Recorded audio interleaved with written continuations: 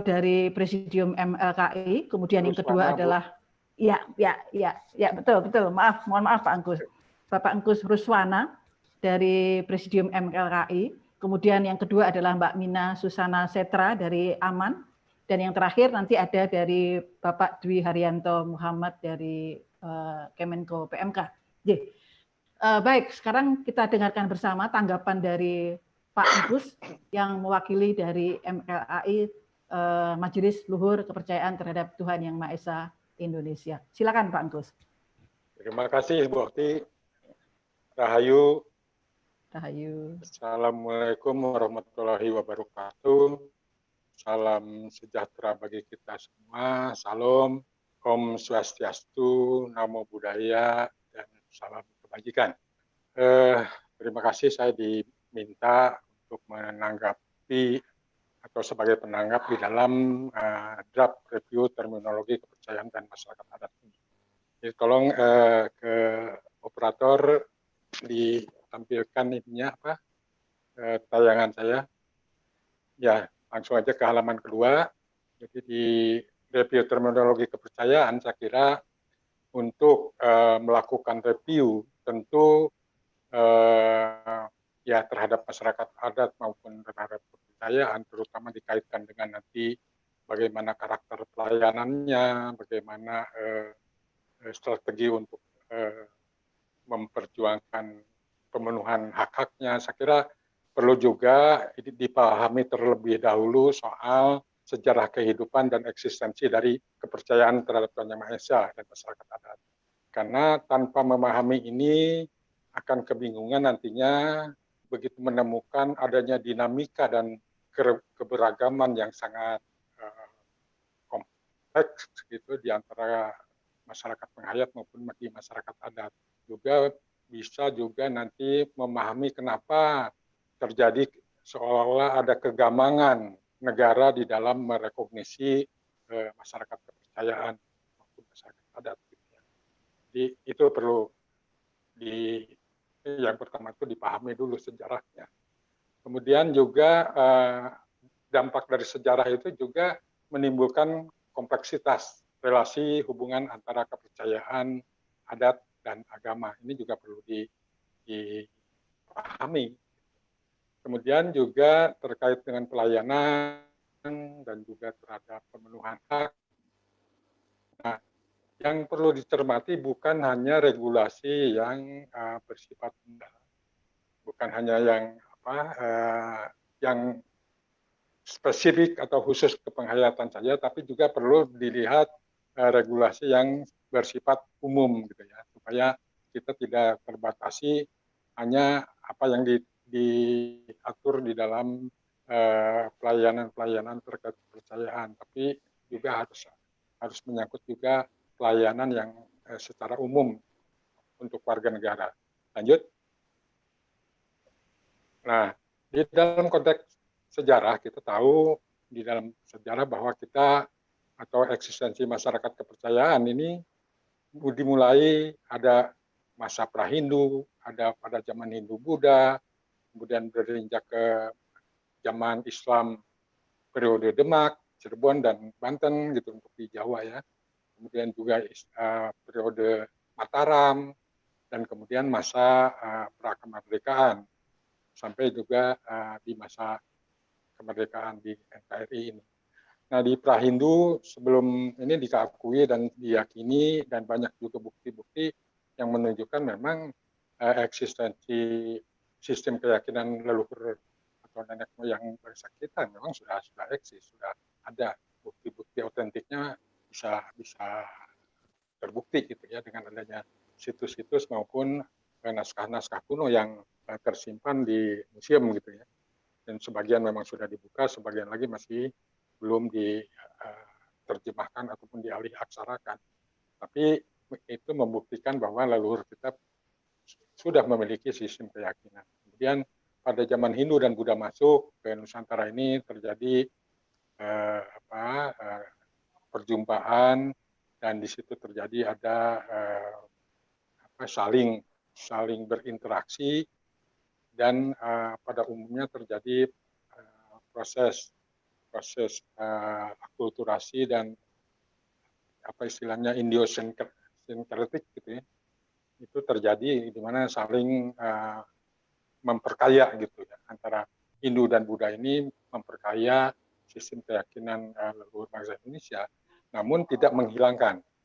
Jadi hanya lapisan luarnya saja itu yang nampak di permukaan, tapi yang di dalamnya itu sebetulnya menurut penelitian banyak peneliti, di antaranya Kodes, menyatakan bahwa memang Hindu dan Buddha hanya mengaruhi di sisi luarnya saja, sisi dalamnya tetap agama lokal atau agama leluhur.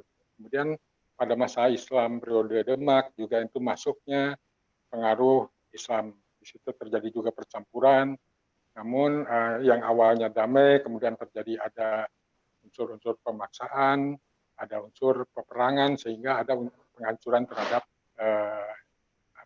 komunitas ataupun kerajaan-kerajaan yang masih menganut sistem keyakinan non-Islam.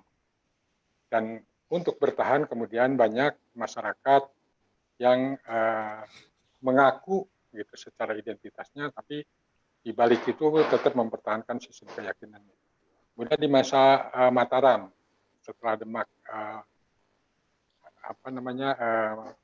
padam, timbul Mataram. Di zaman Mataram juga proses kekacauan politik dan konflik agama itu terjadi, sehingga beberapa kali para penguasa Mataram waktu itu melakukan tindakan-tindakan di dalam rangka mengharmonikan konflik ini, yang terutama yang terkenal di zaman Sultan Agung, kemudian juga di zaman Amangkurat I, kemudian juga zaman Pakubuwono II dan zaman Mangkunegara IV. Di situ terjadi antara yang memperkuat keislamannya dan memperkuat sisi kejawennya gitu, atau agama lokalnya, itu terjadi di masa-masa itu. Dan menurut mohon maaf Pak Angkus, ya, bisa saya potong sebentar? Silakan. Mohon maaf, mungkin Pak Angkus bisa menyampaikan mungkin dari sisi penghayat kepercayaan terhadap Tuhan Yang Maha Esa dalam hari MLKI. Bagaimana terhadap tanggapan hasil rumusan tadi, Pak? Ya, jadi ya, mungkin apakah ini tadi. Karena tadi rumusan tadi itu selalu menyangkut menghubung-kaitkan dengan dua subjek penghayat kepercayaan terhadap Tuhan Yang Maha Esa dan masyarakat. Betul. Mungkin Pak Angkus dari sisi penghayatnya, Pak. Silakan, Pak. Oke. Jadi itu tadi sejarahnya ya. Kemudian kedua ya, itu kompleksitas hubungan kepercayaan adat dan agama. Nah, di sini di gambar ini terlihat bahwa sebetulnya terjadi pertapalan atau ada percampuran antara masyarakat penghayat kepercayaan, masyarakat adat, dan pemeluk agama. Di mana ada penghayat yang murni, ada penghayat beragama, ada penghayat yang hidup di masyarakat adat, dan ada masyarakat adat yang juga beragama. Itu kompleksitasnya diantaranya itu yang nanti bisa berpengaruh terhadap pengakuan. Lanjut. Kemudian, nah di sini misalnya ini gambaran ilustrasi saja pertapalan atau kompleks overlapping antara kepercayaan dan agama bisa digambarkan seperti itu, di mana ini garis biru ini sebagai masyarakat yang murni kepercayaan. Tapi di garis yang kuning, itu yang B, itu kelihatan sekitar 75% dia kepercayaan yang dia anut, kemudian ada 25% dia meyakini agamanya gitu. Kemudian di C itu 50%. Yang D itu lebih banyak agamanya. Kemudian yang E murni sebagai penganut agama. Nah, dan itu di antara A, B, C, D itu juga sangat variasi gitu dalam konfigurasi percampuran antara kepercayaan dan agama. Lanjut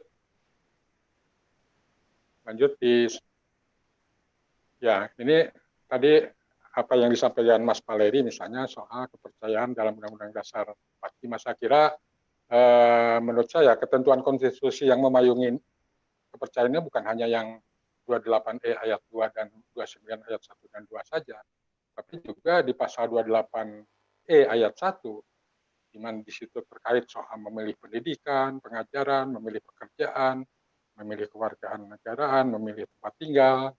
itu juga masuk sebagai payung yang payung hukum yang harus dipenuhi atau yang dijamin oleh konstitusi. Kemudian di pasal 28E ayat 3 juga soal kebebasan berserikat, berkumpul, dan mengeluarkan pendapat juga itu masuk sebagai payung konstitusi kita. Kemudian pasal 28I juga yang mengatur hak asasi tidak boleh dikurangi dalam keadaan apapun, itu juga masuk sebetulnya sebagai acuan di dalam perlindungan konstitusi terhadap penghayat kepercayaan. Juga di pasal 32. Jadi di pasal 32 ayat 1 dan ayat 2 ini bukan hanya untuk masyarakat adat saja. Masyarakat penghayat juga sangat terkait, karena umumnya masyarakat penghayat itu juga sangat lekat dan tidak terpisahkan dengan kegiatan-kegiatan budaya, walaupun para penghayat ini tidak hidup dalam lingkungan masyarakat adat, tapi tidak bisa dipisahkan dengan soal kebudayaan. Nah, demikian pula di masyarakat adat, dikaitkan dengan Undang-Undang 1945 ini, karena di masyarakat adat juga tidak kehilangan haknya dalam berkeyakinan, sehingga ketentuan pasal di dalam Undang-Undang Dasar juga harus menjadi acuan untuk masyarakat adat, ya. Gitu. Atau yang menganut masyarakat adat, khususnya yang menganut sistem keyakinan kepercayaan leluhur ataupun juga disebut kepercayaan Nusantara, kadang-kadang itu juga sinonim dari kepercayaan. Kemudian di terminologi tadi, jadi ada sinonim lain gitu ya, yaitu ada kepercayaan atau agama Nusantara. Ini kadang-kadang juga disebutkan seperti itu, kepercayaan. Jadi nambahkan saja apa yang tadi disampaikan oleh Mas Kedik, ya. Kemudian masyarakat adat juga sering disebut komunitas adat. Itu juga terminologi yang sinonim dari masyarakat adat, saya kira itu juga perlu ditambahkan. Kemudian pada waktu pembahasan ruang lingkup, ruang lingkup kepercayaan dan masyarakat adat juga ini perlu mempertimbangkan kompleksitas relasi kepercayaan adat dan agama seperti yang tadi saya gambarkan atau saya ilustrasikan. Nah, kemudian tadi di dalam ruang lingkup, Mas Kerik juga menyampaikan ada dimensi-dimensi yang apa namanya di dalam tabel itu. Nah, saya masih belum jelas gitu melihat ini dasarnya komponen dari dimensi ruang lingkup itu dari mana gitu ininya apa melihatnya gitu ya. Karena kenapa misalnya masalah budaya, dimensi budaya tidak muncul, dimensi soal ekonomi misalnya itu tidak muncul. Gitu. Kalau menurut saya ya coba juga saya sarankan menggunakan juga dimensi yang mencakup sipil politik dan ekosob gitu ya, supaya ini juga ada payung acuan hukumnya yang jelas, karena di Undang-Undang 11 dan Undang-Undang 12 tahun 2005 kan juga itu mengatur soal hak-hak gitu yang menyangkut sipil, politik, ekonomi, sosial, budaya gitu. Nah, mungkin itu dijadikan pertimbangan di dalam menetapkan dimensi-dimensi tadi.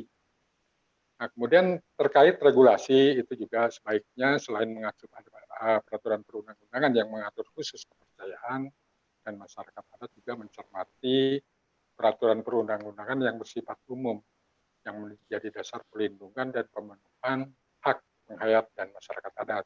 Lanjut. Nah, kemudian soal urutan proses gitu. Kalau saya melihat dari apa namanya sistematika yang ada di dalam pasal 28I ya, pasal 28I di Undang-Undang Dasar 45 itu ya terutama ini saya gambarkan di skema ini 4 sampai 7 gitu.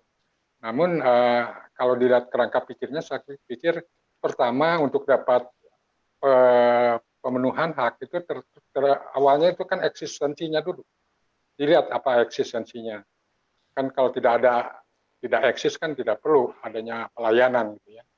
Nah, dari eksistensi ini kemudian baru adanya pengakuan. Nah, kemudian dari pengakuan baru ada penghormatan dan pelayanan. Kemudian dari situ ada perlindungan.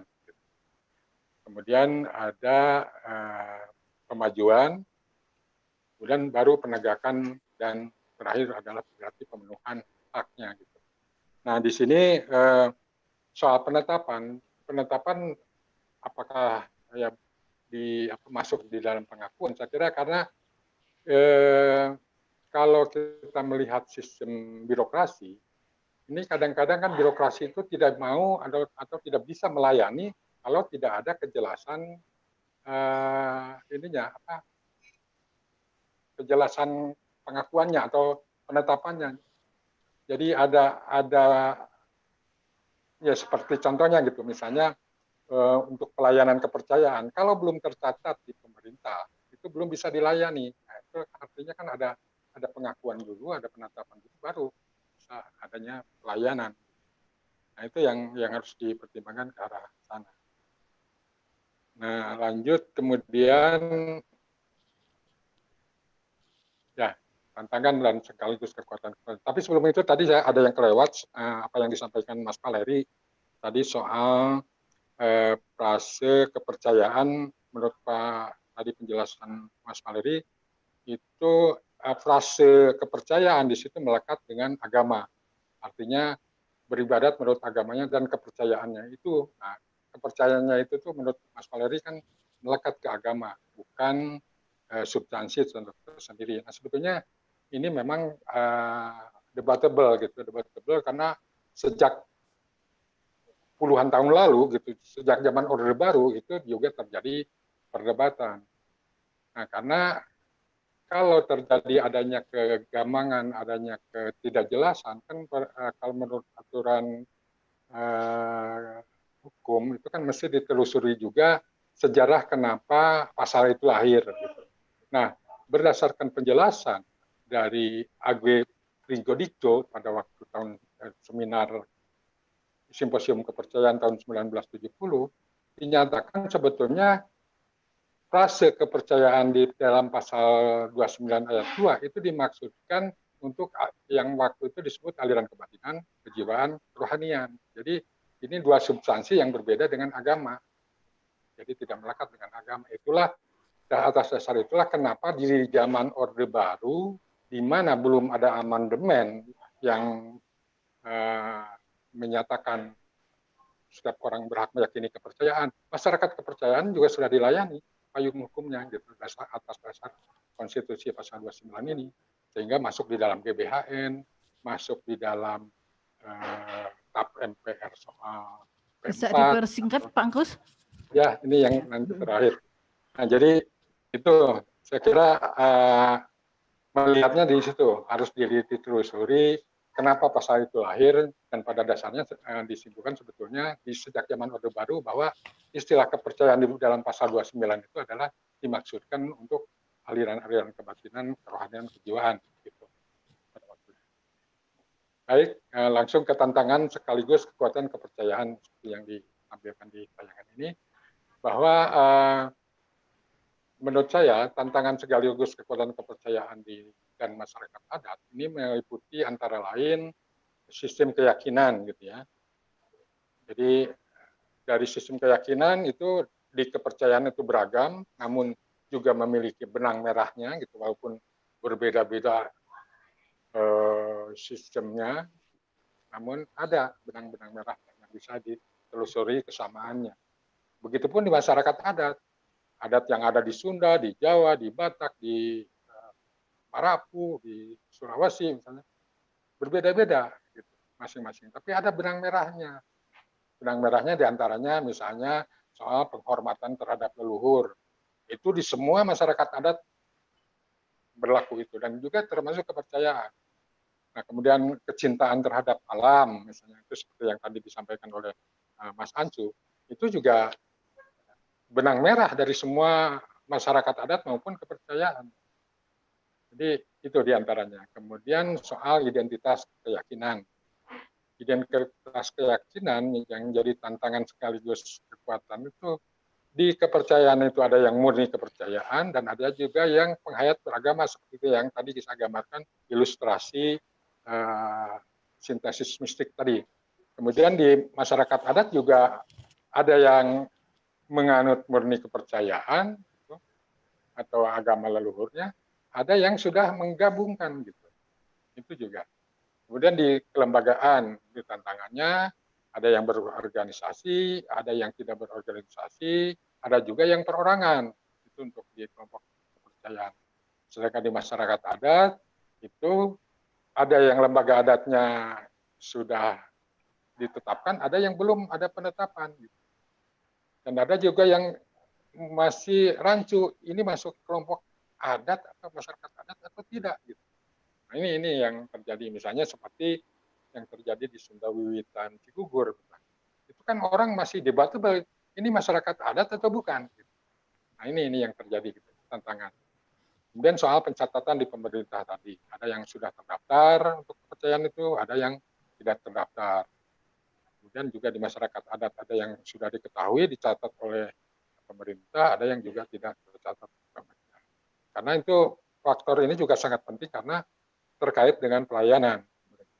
Nah, kemudian historisnya, dari aspek historis masyarakat masyarakat kepercayaan kan mempunyai pengalaman terdiskriminasi, sedangkan masyarakat adat ya relatif sama lah, itu istilahnya terpinggirkan, tidak diperhatikan gitu ya. Nah kemudian sisi penyebaran di masyarakat kepercayaan tersebar di perkotaan maupun di pedesaan, jadi ada variasi, jadi ada yang sangat kota gitu yang artinya mungkin budayanya udah budaya kota, ada yang masih budaya desa. Tapi kalau di masyarakat adat umumnya ini tersebar di pedesaan dan daerah pelosok-pelosok sehingga lebih ke karakter desanya itu menonjol.